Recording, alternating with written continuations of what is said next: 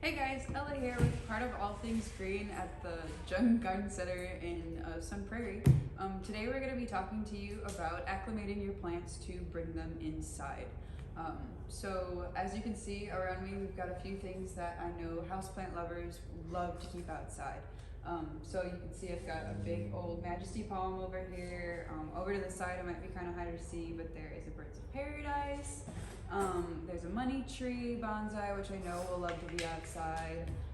We've got a ficus over here. There's some dracaena and the lovely alocasia that everybody loves.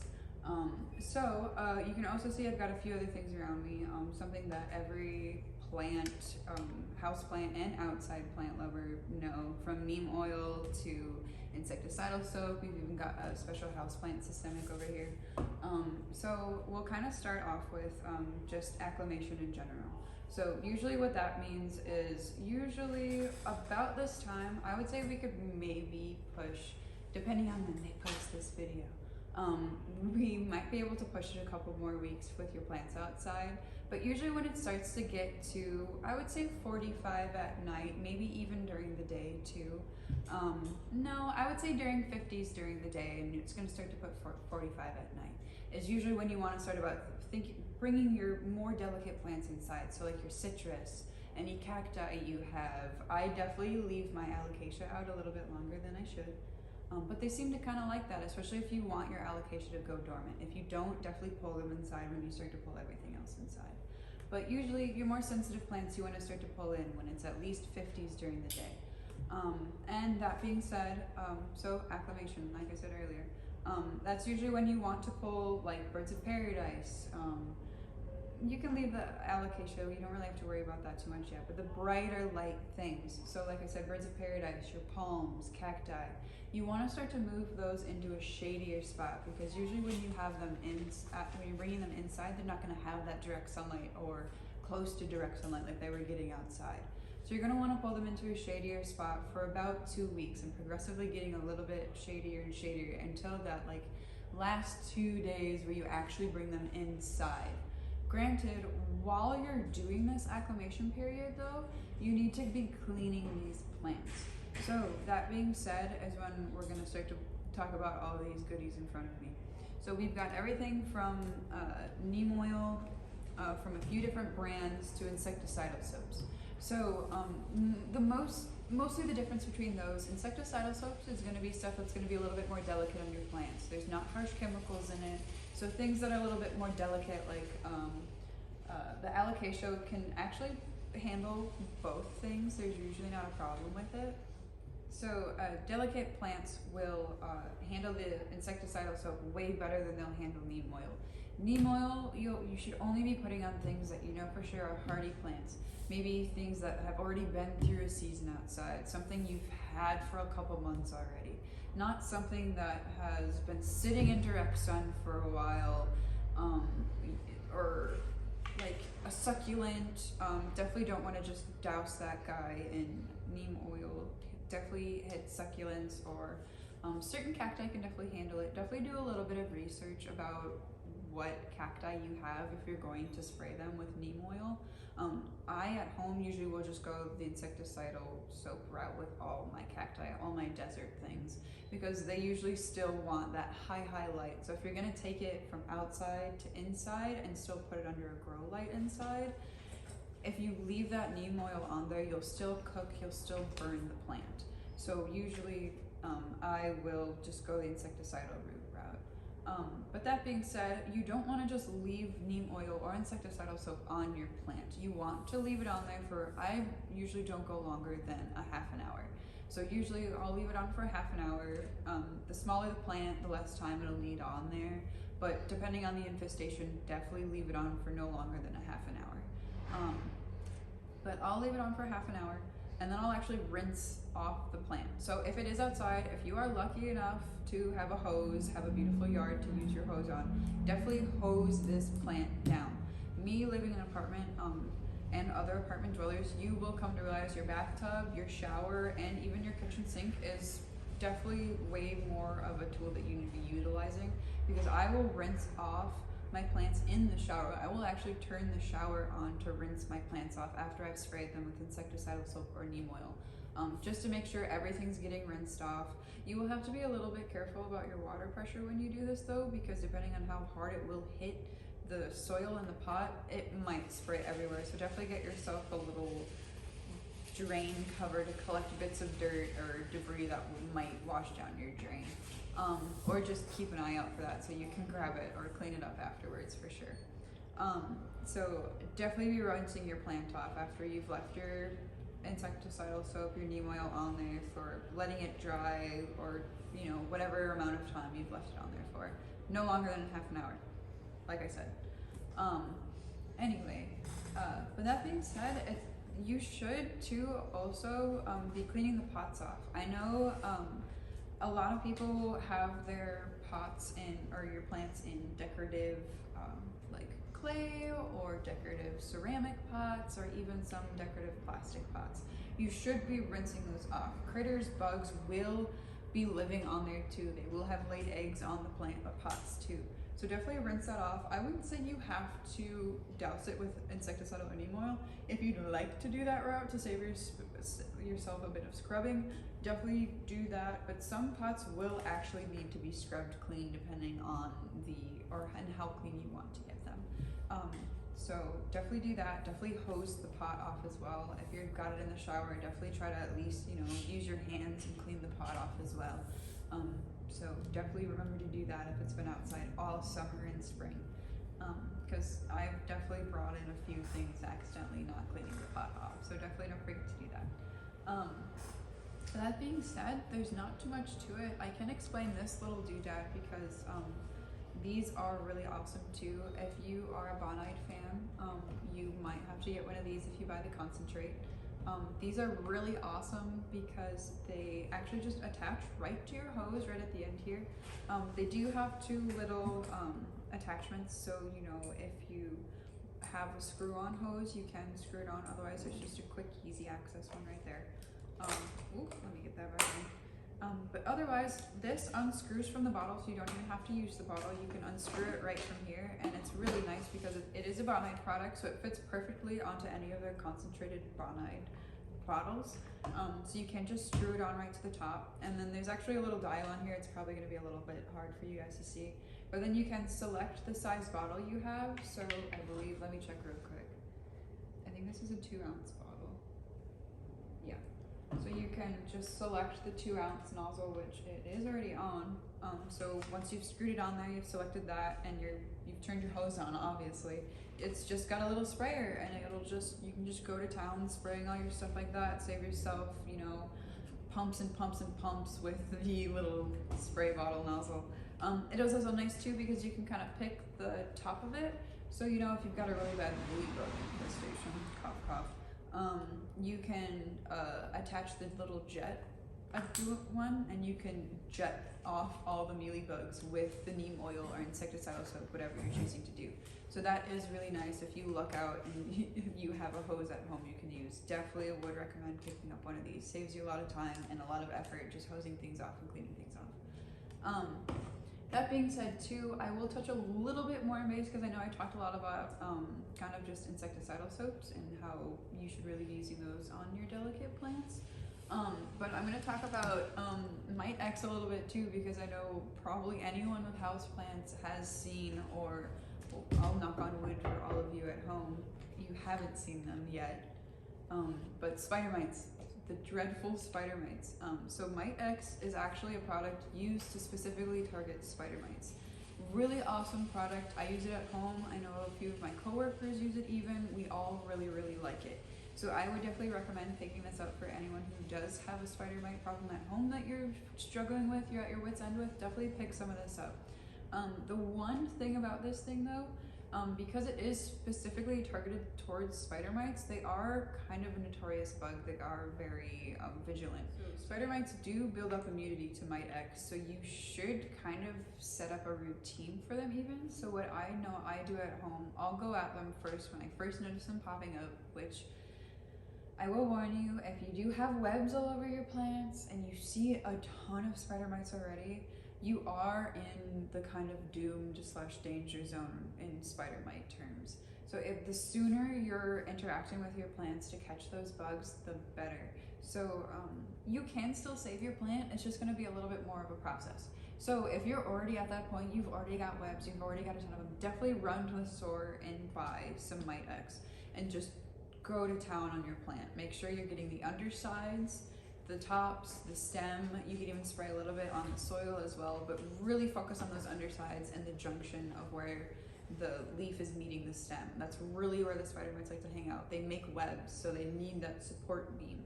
So really focus on those little junctures.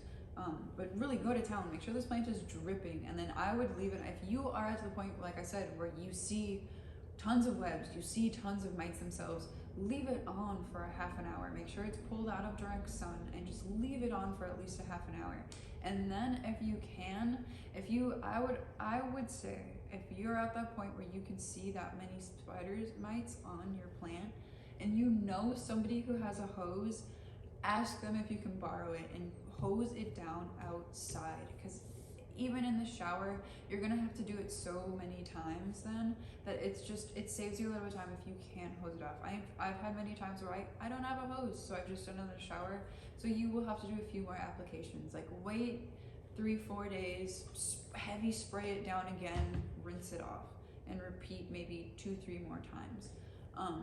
I would say maybe one more time. If you're really heavy dousing it and leaving it on for the full half an hour, maybe do it 3 times, wait 4 days in between, and then see how it's going. And then after that, you can spray as needed, or if it's still really infested, keep going with that process, but maybe wait a little bit longer, because you will start to notice the more you spray your plant, the more it's going to be a little bit rough. But mix in a regimen. So not only be using the spider Mitex, but use neem oil as well, use insecticidal soaps, make a regimen like I said. So start out with the spider Mitex, and then go into a neem oil and then insecticidal soap, or mix it up. If you are kind of on the fence, you've never used the Mitex before, start with your neem oil that you know is trusty and handy, and then try it after you've waited your week of spraying it with neem oil. Hit it with the Mitex, wait 2-3-4 days, do the insecticidal soap, and see how you like it. But definitely make a regimen, because like I said, they build up immunity to this, because this is specifically just for spider mites. So if you have a plant that not only has spider mites, but then also has mealybugs and maybe white flies or something like that, maybe just skip the whole Mitex to begin with, unless the spider mites are the biggest problem. Then spray it with this first to just kill those spider mites, and then go in with your neem oil and everything else. Because I've definitely had plants that have had a few wombo combos where they've had a few different bugs on them, and it's not a great time. But that's just something I wanted to point out, because I know a lot of people do use this Mitex and they come back and they're like, I still have spider mites, I still have spider mites. It does kill off anything that you will see moving on there right away. But they're very notorious animals, like I said. So if you are already at the point where you see all those webs, you're kind of in the danger zone, like I said. So you will have to be vigilant. You will have to do this process a decent amount of times. It could take a full month to get your plant back to being fully healthy again, if it's that bad. So you will have to be vigilant about it. You will have to notoriously spray your plant. But that being said, it's really just checking over your plants, making sure that everybody looks healthy, making sure there's no extra guys coming in on your plants, making sure there's no giant spiders coming in on them, making sure there's no grasshoppers on them, or spider mites, or mealybugs, anything like that. Or even a chipmunk maybe living in one of your potted plants. I've almost brought a chipmunk in before, so definitely check over your plants before you're just bringing everything in. And that way too, you can see if things need to be repotted or anything like that.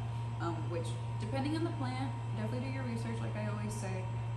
Definitely check to see, because I know some pot plants don't like to be repotted if they're going to go dormant during the winter. But if you're like me, who has grow lights inside, some of your plants won't go into dormancy. So depending on the plant that it is, you can get away with repotting it when you're bringing it in for the winter. But some of your plants will go into dormancy. So I know it's a little bit of a weird thing to say, because if you've got grow lights going, your plants won't understand that it's winter outside, because you've got got the consistent direct sunlight that it would be getting throughout the summer still, or throughout the fall. Like, it's still getting all of that light that, you know, here in Wisconsin we don't really see as much during the winter. So that dormancy instinct won't really kick in as much, but you will notice it will slow down a bit. So that being said, some of your plants can get away with getting repotted, so you can just look at them, see how they're doing. But most of them, I would say, skip the repotting unless, you know, they fell over or they accidentally got put underneath the rain drain and got their soil washed out. Like, definitely make sure everybody's topped off with soil, everything like that. That being said, I know some people like to do one final fertilization before they bring their plants in for the winter. I personally don't like to do that because, like I said, some of your plants go into dormancy. So if you do that one big last fertilization, some of that fertilizer won't get used, and it will actually do more harm than good to your plant because it will just sit on the soil, it'll just sit on the roots, and it'll just erode and just be bad and not useful. So it'll just do more harm than good. So I would definitely just bring your plants in, see which ones are going to keep growing, see which ones are going to not, and then if you want to fertilize, I usually don't really fertilize during the winter unless they're somehow magical plants that are still getting perfect everything they need and flower, which for some reason my citrus did flower last winter, so I don't want to put it out there that it won't happen. But if you do see growth, you do see flowering happening, definitely fertilize those plants. Definitely make sure those plants are getting what they need. Don't neglect them during the winter. But, you know, definitely slow down on fertilizing, definitely slow down on your watering, making sure you're remembering that this is a time where if they were in their natural habitat, which most of them in Wisconsin are not, so their winter is actually our summer.